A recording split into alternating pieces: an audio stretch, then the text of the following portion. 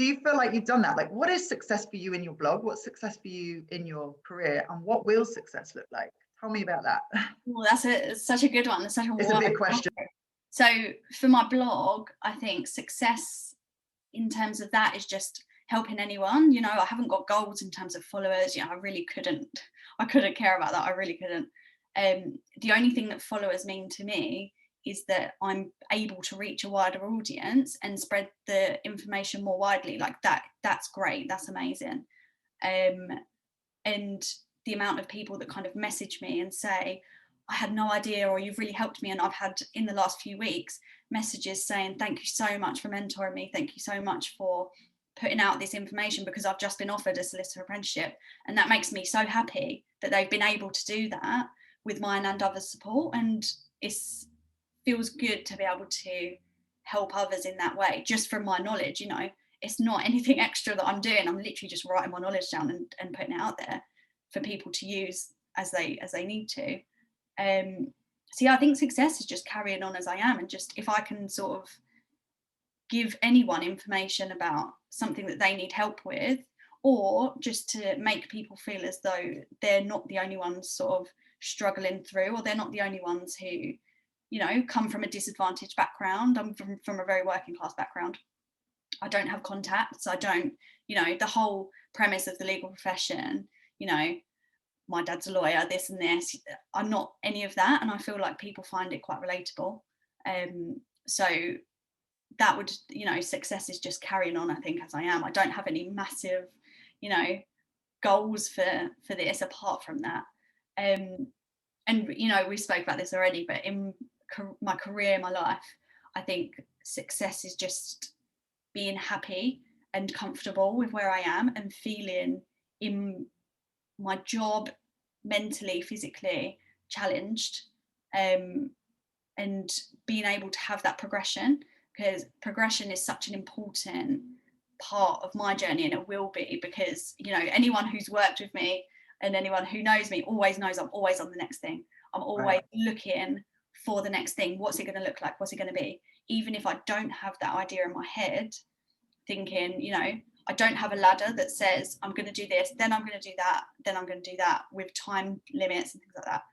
But I'm very much, okay, my degree finished, now I'm on to the SQE, then I'm going to qualify next year. What am I going to do after I qualify? How is my progression going to look? Where's my career going to go? And it's constant thinking about that, but that stimulates me. And I think that's success, being able to even have that opportunity to think about that. So for now, I would say I am successful as I am. I feel happy, I feel challenged.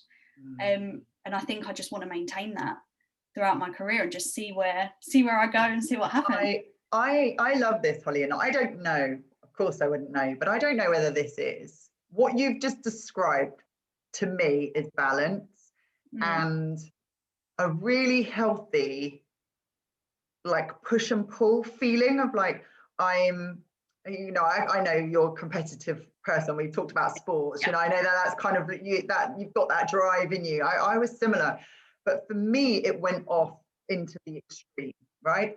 I was the sort of person, I'm quite black and white thinking anyway. I just hear what I hear in your, when you talk about success and career and where you want to be and mental health, I think, oh, I just hear color and context in where you want to be, and it feels exciting rather than what's the, like, overwhelming. Like for me, I think I felt like, right, got to do that thing, then I've got to do that, and I better do that within a year. As a result, and I do believe this, I think the less intense and less serious it's got to be, the easier it is 100%. to do things, right? Yeah, I think I don't want to restrict myself, because if I feel restricted, I know that I'm not going to reach my sort of full potential, and I don't know what that is. So I want to be able to let myself just follow wherever kind of life takes me on my career, and take the opportunities that are given to me or that I find or make, and see what happens. Where did you learn that? Because I'm not sure I got the memo the day that, you know, I mean, I know I'm a little older than you, but it's I don't think it's just an age thing. I think it's I can't even tell you what it is. I don't know whether it's nurture or nature. I don't know whether it's different schools or different ages, but you just sound like you've got a huge amount of wisdom in you. Where does that come from? I don't know, because when I started my apprenticeship, I thought black and white. I thought the same as, you know, everyone else. I was like, okay, so I'm going to do my degree, then I'm going to qualify, then within 5 years I'm going to be a senior. You know, just not necessarily realistic. That was just my goal, and that was like, right, then I'm going to do that, then I'm going to be retired by this age, and blah blah blah. And I'm just, now I think maybe it's working in-house and working with so many varied people from varied backgrounds that have taken not straight line routes into their career. Maybe that's what has prompted my sort of change in mindset. Or maybe it's just me maturing, because when I started my apprenticeship, I was 18 years old, you know, I wasn't a child, but my brain wasn't fully formed in terms of like being an adult and making those career decisions and life decisions. And I think, you know, I've just worked with some incredible people that have inspired me and that have kind of made it clear to me, like, your career is yours. You don't have to follow a certain set route, or you don't have to set a route for yourself. As long as you're happy where you are and you want to progress, these ideas will come to you, and they'll, you know, your career isn't always going to be up the ladder. You could go sideways, you could go sort of even backwards. Like, anything that makes you happy in your career is where you should go. That's what you should do. It's as not if about, you know, money, title, status. Like, that is the least of my worries. It's interesting because I suspect you've had some, it sounds as though it is, there's probably a natural element as well to the way that you naturally are, but it also sounds like your ability to be around different role models and people that are not feeding you that it's got to be like this, it's got to be like that. And there is also a different, I remember you were asking about, or you were kind of mentioning this idea of mental health and many people having mental health issues. I consciously remember thinking, do not let anybody know you're having any problems at all, ever, because that will be a sign of weakness. Even tiredness, like considering yourself to be tired. I remember working 72 hours straight without sleep. I mean, it was no badge of honor. Well, you know, mentally there was a badge of honor in doing that.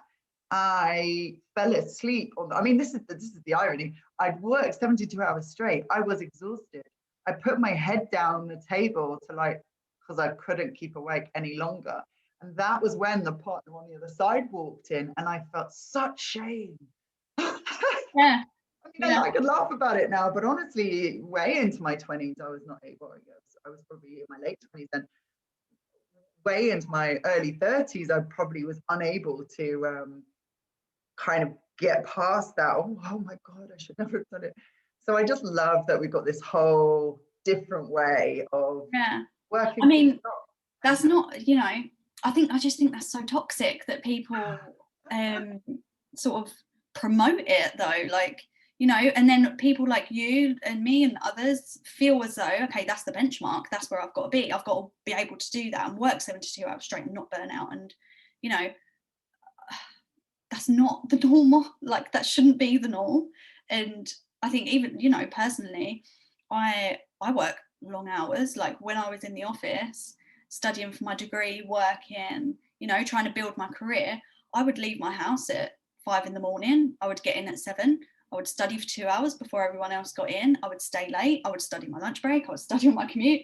I would put all the hours in, so many hours, and I would do really long days, but that wasn't me advocating to other people, or that wasn't me benchmarking myself against others. That was me saying, this is what I need to do to get to where I need to be.